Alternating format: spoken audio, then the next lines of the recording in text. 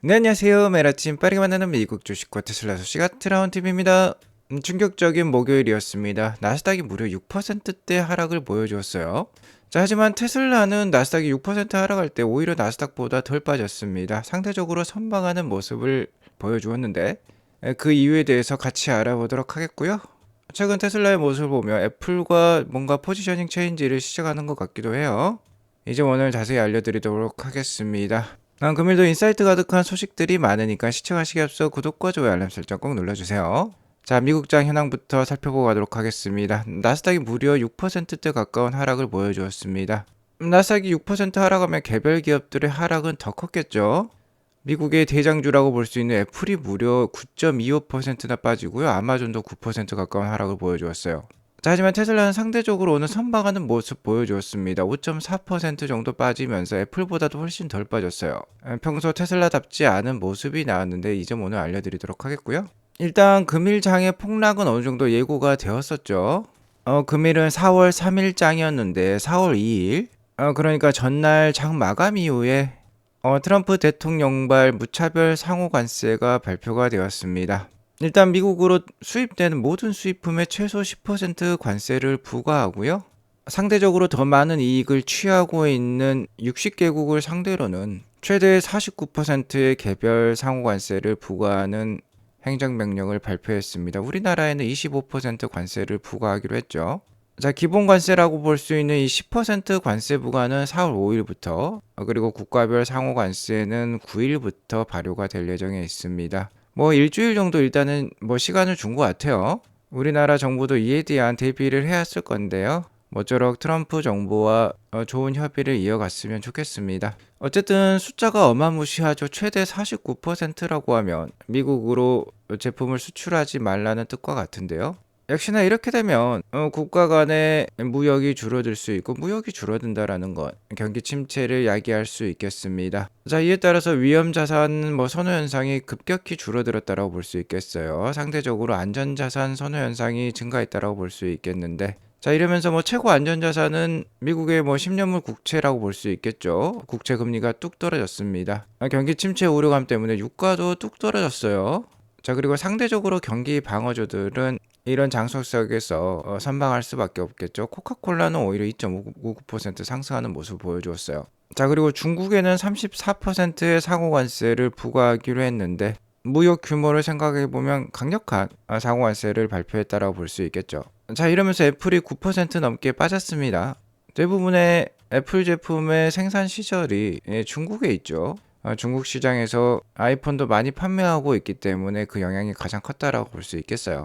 테슬라는 오늘 5.47% 빠졌지만 4월 2일장 인도량이 발표된 다음에 오히려 5%대 급등을 보여주었기 때문에 쉽게 말해서 똔똔이라고 볼 수 있겠죠. 즉 오늘 나스닥이 5.97% 빠질 때 테슬라는 거의 빠지지 않았다라고 봐도 무방합니다. 나스닥 차트가 이렇게 급락하는 가운데 자, 테슬라는 오히려 상대적으로 정말 잘 버티고 있는 모습이죠. 오히려 최근에 이렇게 반등세를 보여주고 있어요. 정말 이는 애플과 아마존과 같은 거대 기업에 비해서도 지금 선방하고 있는 모습이고요.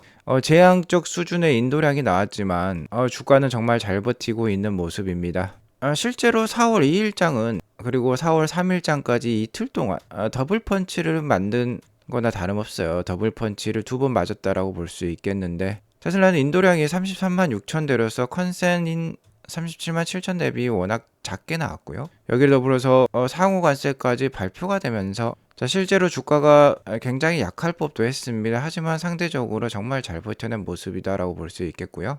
부정적인 인도량 발표에도 4월 2일장에 5.2% 급등하면서 282불 정도로 마감을 했었죠. 이에 대해서 미디어에서는 머스크가 도지에서 내려올 수 있다라는 이 루머를 가지고 이렇게 급등했다라고 알렸었습니다. 저 역시 어제 방송에서 블룸버그에서 제시한 이 뉴스에 대해서 알려드렸었죠.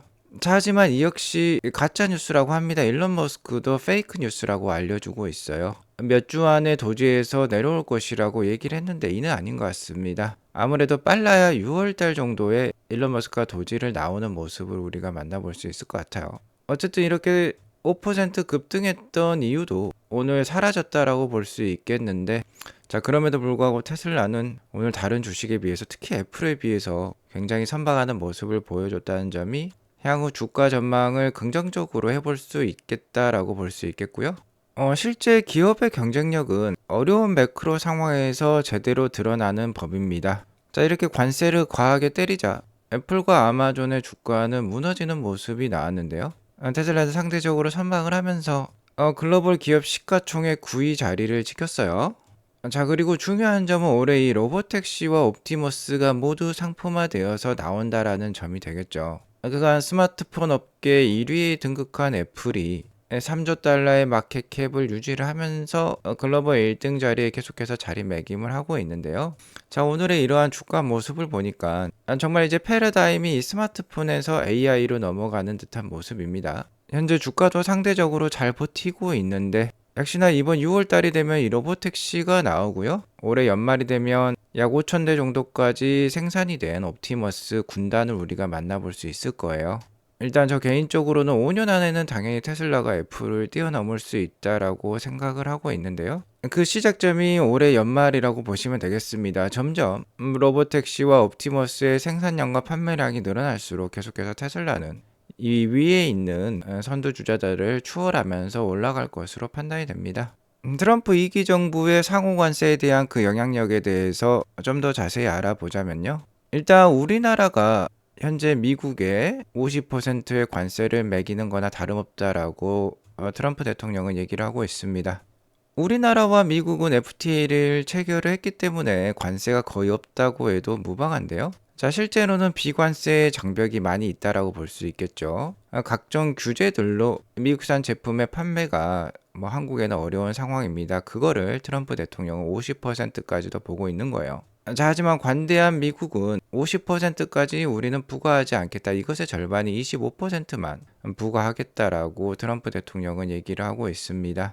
이번에 발표된 상호 관세를 보면 어쨌든 우리나라도 큰 영향을 받을 수밖에 없지만 동남아 국가에는 특히 불리한 것 같습니다. 베트남은 무려 46%고요. 캄보디아 49%, 태국 36%, 인도네시아 32%예요. 오히려 우리나라보다도 좀 더 높습니다. 최근 우리나라 기업들 역시 미국의 대중국 관세가 높아진 바람에 생산 기지를 동남아로도 많이 옮겼는데요. 한국과도 경쟁 관계에 있는 동남아기 때문에 우리가 일단 상대적으로 좀 적게 관세를 맞은 것 같긴 합니다. 자, 그리고 캐나다와 멕시코는 이번 상호 관세 발표에 있어서 수혜를 받았어요. 일단 트럼프 정부가 출범하자마자 캐나다와 멕시코에 관세를 부과하기 시작을 했는데 이번 상호 관세에는 빠졌습니다. 현재 캐나다와 멕시코에는 자동차와 자동차 부품에만 관세가 25% 매겨지고 있기 때문에 모든 상품에 부과된 이 상호 관세보다는 훨씬 더 유리하다라고 볼 수 있겠죠. 아무튼 이 상호 관세는 4월 9일부터 발효가 된다라고 하니까요. 각 나라들과 협상 수준이 이제 계속해서 얘기가 돌 것입니다. 자, 모쪼록 4월간의 관세와 관련된 악영향이 좀 일단락이 되었으면 하는 바람이 있고요. 트럼프 정부의 관세 영향에 따라서 경기 침체 우려감이 올라가면 올라갈수록 금리 인하 가능성은 더욱더 올라가게 됩니다. 기존에 올해 연내 3차례 금리 인하가 예상이 되었는데 지금 4차례까지 늘었어요. 자, 이는 어느 정도 트럼프의 다 계산하에 있다라고 보시면 되겠습니다. 트럼프 정부는 재무부 장관이라든지 상무부 장관이라든지 월가 출신의 인물들로 지금 짜여져 있어요.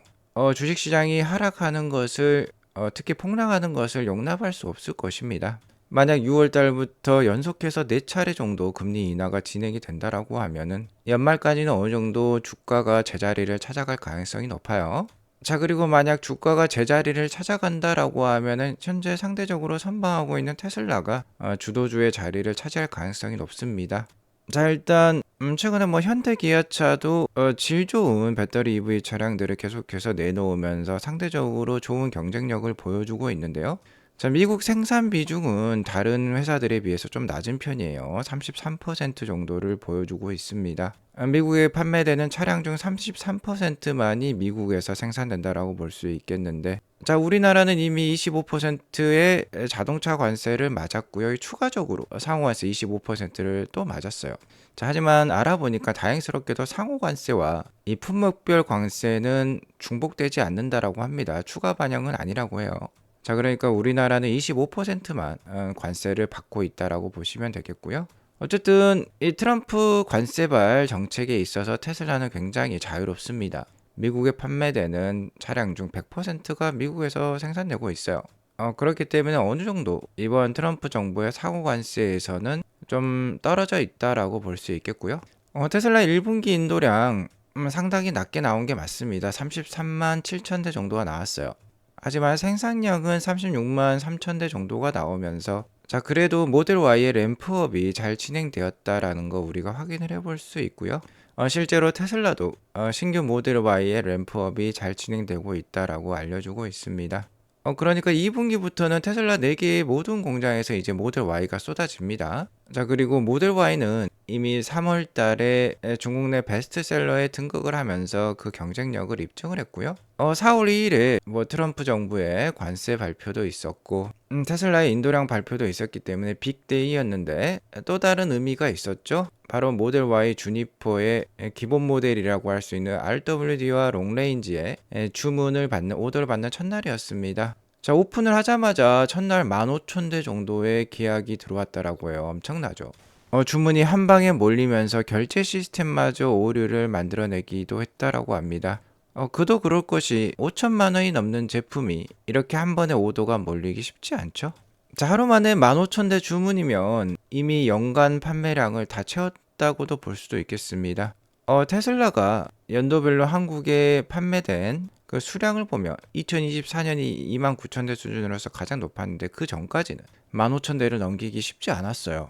2023년 전체 판매량도 16,000대 수준이었습니다. 자, 그러니까 하루 만에 15,000대 주문을 받았다라는 게 얼마나 큰 수량인지 우리가 확인을 해볼 수 있죠. 자, 우리나라 소비자들의 눈높이는 높고요. 굉장히 깐깐하기로 유명합니다. 우리나라에서 이렇게 주문을 많이 받았다라는 건 다른 나라에서도 충분히 모델 Y의 인기가 클 것이라는 점 우리가 예상을 해볼 수 있고요. 요번에 메가팩 실적이 10GWh를 넘겼었죠. 자, 이 그래프를 보면 이게 얼마나 좋은 실적인지도 확인해 볼 수 있습니다. 거의 한 개 분기 만에 작년에 2개 분기 수준의 메가팩 매출이 나왔다라고 볼 수 있겠어요. 자, 그리고 미국의 캘리포니아 레스로 공장뿐만 아니라 중국 상하이 메가팩 공장도 지금 가동 중에 있죠. 아직 램프업 단계라고 볼 수 있겠지만 올해 연내 이제 최대 캐파로 돌아갈 예정에 있습니다. 자, 그렇게 되면 이 막대 크기로 계속해서 실적이 쌓일 가능성이 높아요. 작년에 30GWh를 넘기는 수준이었는데 아마 3개 분기 만에 작년 실적을 뛰어넘을 것 같습니다. 매 분기 10GWh를 넘기는 실적이 충분히 나올 것으로 생각이 들고요. 올해 40GWh는 당연히 넘겠죠. 자, 그러니까 올해 실적은 여기를 충분히 넘어갈 가능성이 높겠다라고 보시면 되겠습니다. 자, 이렇게 빠른 속도로 성장을 하고 있어요. 2024년에도 2023년 대비 거의 2배 성장을 했기 때문에 자, 이러한 트렌드가 지속된다라고 하면 올해 뭐 40GWh가 아니라 60GWh를 넘길 가능성이 높겠죠. 60GWh를 넘기려면 중국 메가팩 공장이 약 20GWh 정도 책임을 질 필요가 있겠습니다. 최근 이렇게 급락하고 있는 나스닥 대비 테슬라 주가는 굉장히 선방을 하고 있는데요. 모델 Y가 잘 팔리고 있지만 가장 큰 선방의 이유는 역시나 올해 피지컬 AI의 시작을 알릴 테슬라이기 때문입니다. 지금 보실 영상은 최근 중국 시장에서 테슬라의 대항마로 떠오른 샤오미의 사고 영상인데요. 샤오미 SU7의 자율주행 사고 영상이 되겠습니다. 바로 이게 AI 실력의 차이라고 볼 수 있겠는데 사고 영상 잠깐 보도록 하겠습니다. 자, 이렇게 차가 가고 있는데 꽃갈들이 나오고 있어요. 그러니까 AI 능력이 떨어진다라고 볼 수 있겠죠. 이렇게 이제 좌회전으로 들어가야 되는데 여기서 차선을 제대로 선택하지 못했습니다. 사고가 났어요. 도로 공사로 인해서 이 고가를 통해서 차선이 변경되는 것이었는데 이 고가리랑 차선 변경을 제대로 인식하지 못하면서 아무래도 이쪽 가드레일을 들이받으면서 사고가 났는데요. 중국인 3명의 여대생이 사망을 했다라고 합니다. 자, 그런데 테슬라는 이 구간을 성공을 했어요. 사고 난 지역 똑같은 곳에서 테슬라 차량 FSD로 그리고 시속 100km로 달렸다라고 해요. 한번 같이 보도록 하겠습니다. 자, 지금 출발했고요. 속도를 지금 올리고 있습니다. 100km까지 올라왔어요. 지금 이 구간이죠. 자, 이 구간 부드럽게 사고를 안 내고 처리하는 모습 확인해 볼 수 있습니다. 자, 이런 영상들이 나오면 나올수록 중국 내 테슬라 판매량은 늘어날 수밖에 없을 것 같아요. 자, 그리고 무엇보다도 올해 6월 달에 로보택시가 나온다라고 하면은 세상을 또 한번 떠들썩하게 할 것입니다. 그리고 6월 달에는 미국의 금리 인하도 지금 대기를 하고 있죠. 주가가 떨어지면 떨어질수록 금리 인하 확률이 올라간다라고 볼 수 있겠습니다. 미국인들의 대부분의 자산은 금융 자산에 많이 묶여 있고 미국 증시가 하락을 하면 미국 내 연금 생활자들도 좀 궁핍해질 수 있어요. 당연히 부양책이 나올 것이고 그 부양책에 또 맞춰서 테슬라는 로보택시도 출연을 시키고요. 이 로보택시 안에는 또 그록 AI가 탑재가 될 예정에 있습니다. 자, 이렇게 되면 이 로보택시는 AI 산업에 있어서 최고의 선두주자로 등극할 가능성이 높겠어요. 피지컬 AI의 최강자이자 생성형 AI의 최강자까지 품게 되면 AI 산업에 있어서 상징적인 모델로 떠오를 가능성이 높습니다. 자, 그리고 끝판왕은 역시나 휴머노이드 로봇 옵티머스가 되겠는데요. 앞으로 약 한 2년 안에 이 옵티머스가 상업화되면서 실제로 테슬라 사이트에 접속을 해보면 옵티머스 주문창을 우리가 만나볼 수 있을 것입니다. 자, 이때까지는 투자를 해야 되고 오히려 이렇게 어려운 시점에 투자를 계속해서 늘려나갈 필요가 있겠어요. 최소한 2030년까지 장기적으로 생각해 보시기 바라겠습니다. 계속해서 현재 장소와 같은 굴곡은 있겠지만 피니시 라인은 스타트 라인보다는 위에 놓여 있을 가능성이 높습니다. 계속해서 아트라운 TV 함께 하시면서 즐겁고 기대가 넘치는 투자 이어가시면 좋겠습니다. 오늘 이것으로 방송 마치도록 할게요. 오늘 방송이 도움이 되었으면 구독과 좋아요 알람 설정 꼭 눌러주시기 바라겠습니다. 행복한 하루 보내시기 바라겠습니다. 감사합니다.